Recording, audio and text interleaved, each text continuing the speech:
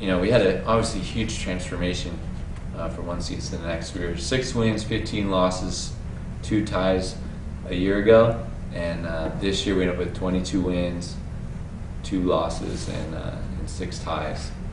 And just looking back at our schedule from 2 years ago, we lost to some of our teams in our league pretty bad. We lost to Miramonte 4-0. We lost to South High 7-1.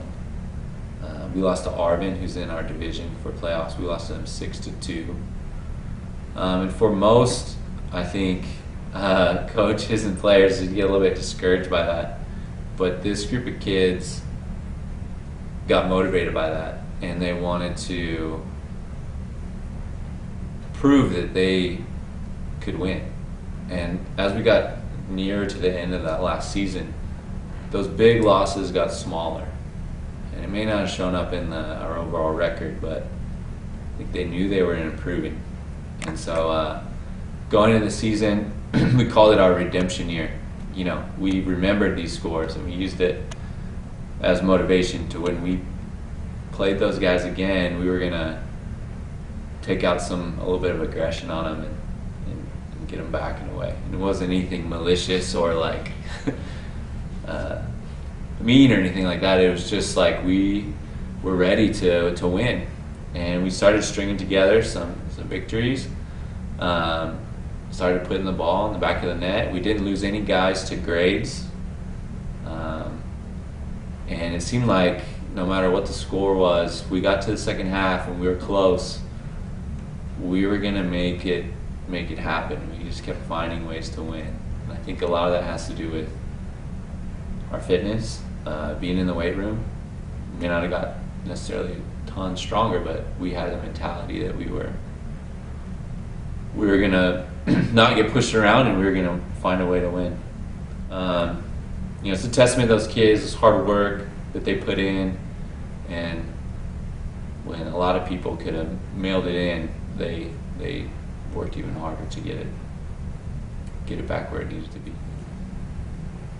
Our strength for the soccer team this year was everybody was hungry this year. Everybody was going for that chip. We all had the same intentions, and it all worked out for us. So the strengths for this season for us for the 2018-2019 season is we had chemistry. We were all developed together to play. Like last year, previously, for every game we would huddle up and we would talk about, revenge. About like the team that we're gonna face against. And we would say, we would bring up like the past, our redemption, like losing. So we would talk about that, and we would come out and make us hungry. Some of the special moments from this season is winning league at East home. We celebrated at their home. That was a good feeling. And we won Valley. That was probably the greatest accomplishment of my soccer career. So the Valley Championship game put us as the number 1 seed, home game, Ned Permenter Stadium, against Miramonte, who's the defending league championship. They won it the year before. They won the Valley Championship for our division the year before. Things where you don't always want to see someone from your league in the playoffs. But with this team, I had just quiet confidence because I knew we were better than Miramonte if we played the way that we could play. In the 2 games leading up to the game, we had been down both games, 1-0, and we'd come back every time. And I just had this weird feeling. Normally I get pretty nervous. We're down, I'm starting to scratch my head. What are we going to do about this at halftime? What adjustments are we going to make? And with this team, I just always felt like we were going to find a way for close in the second half with our fitness and the way that these kids worked.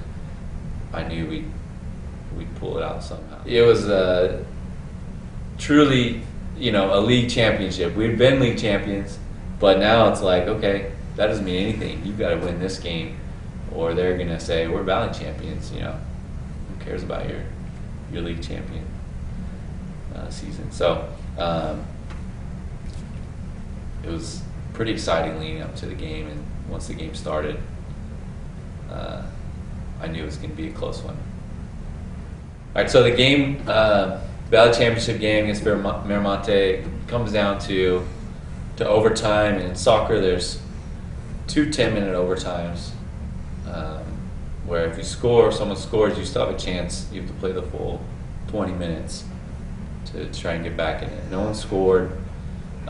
Once that overtime is complete, you go to a third overtime, and you have 10 minutes essentially. If anyone scores during that time period, the game is over.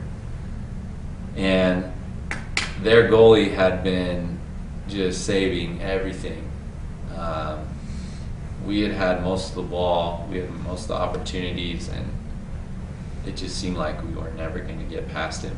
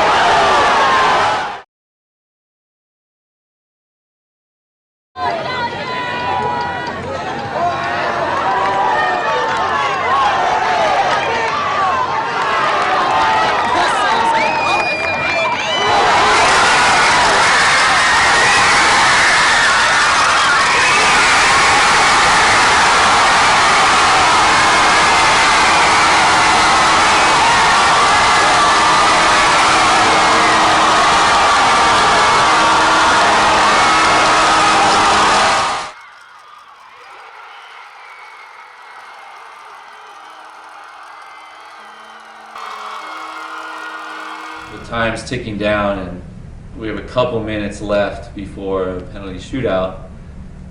I'm thinking to myself and my assistant coaches, this is not looking great for us necessarily, because their goalie definitely gave them an advantage in a penalty shootout.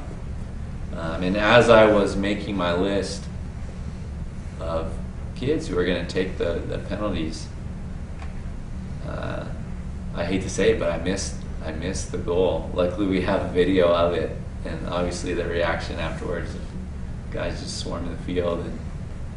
And, but essentially, a kid who doesn't play very much, tiniest kid on the field, 100 and nothing pounds, soaking wet, but the hardest working kid on the field. I put him in late in the second half. He had been giving us little jolts of energy throughout our playoff run. I put him in, and sure enough, he starts getting people going. He wins a header, smallest kid on the field, and we're flying forward. Seconds left. Gets a throw in to him. He crosses the ball in, Miramonte tries to clear it out, and it's bouncing to one of our forwards who's left-footed. It's bouncing to his right foot. Shot it in, weak shot on goal, and our defender, captain, Jose Medina, who maybe scored once the whole season, gets a deflection on it, and it's just bouncing towards the goal. It seemed like so slow, and the goalie who's been saving Miramonte their whole season, whole 2 seasons, can't get to it. It just slides in the back of the net, and we're Valley champions. And what a crazy feeling! What a crazy game!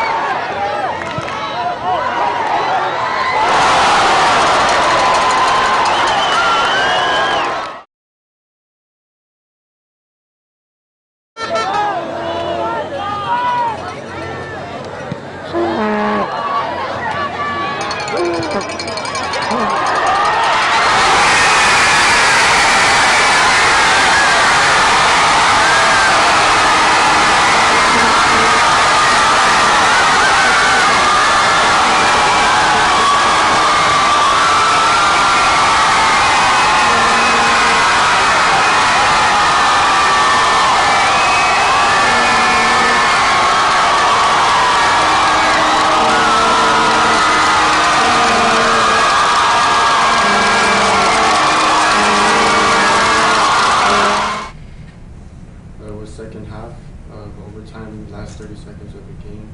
It was an unexpected ball. Took a hit and just hope for the best.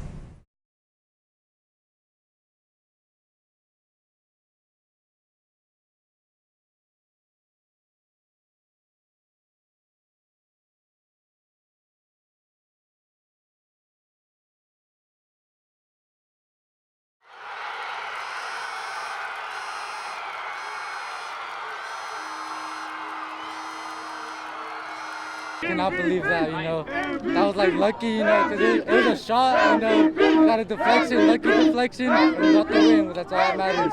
They're one of the hardest working teams I've ever coached, and they're some of the best boys I've ever coached as well. And I'm just so proud to be their coach and to be a part of it. It's amazing.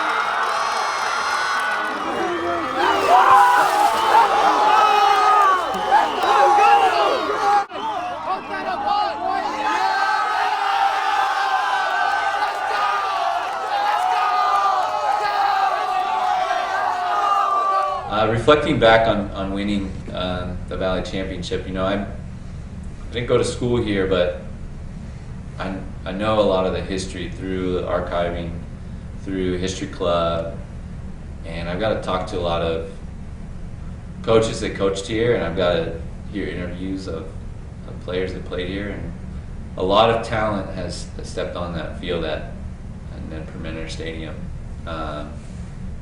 and to have that Valley Championship plaque on that field, you look over, you see, Ned's name, you see the fans there, the alumni there, the support that we had throughout that playoff run, and just knowing Foothill's history, and then winning it and winning that Valley final, it was a very special moment. And I had players from my first year that I was here all the way through, and just the family atmosphere and the pride that I had knowing that we'd finally done it was was a very special feeling that I'll never forget.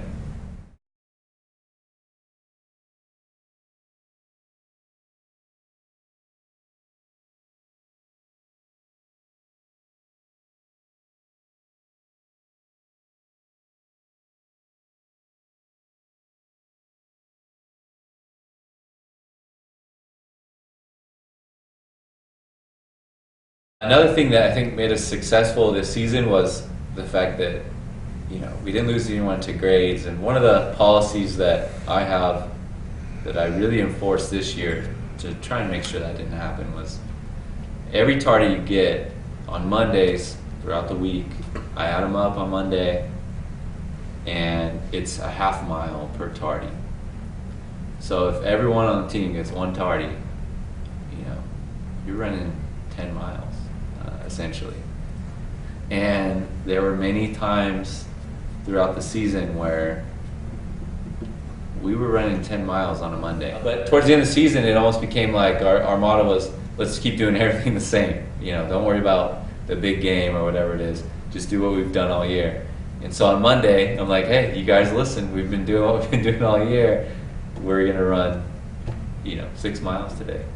And me as a player, I would have, those kids that kept being tardy, and the team knows who those people were, they probably wouldn't have showed up to practice the next day. I would have been very, very upset. But the team almost kind of bonded around it.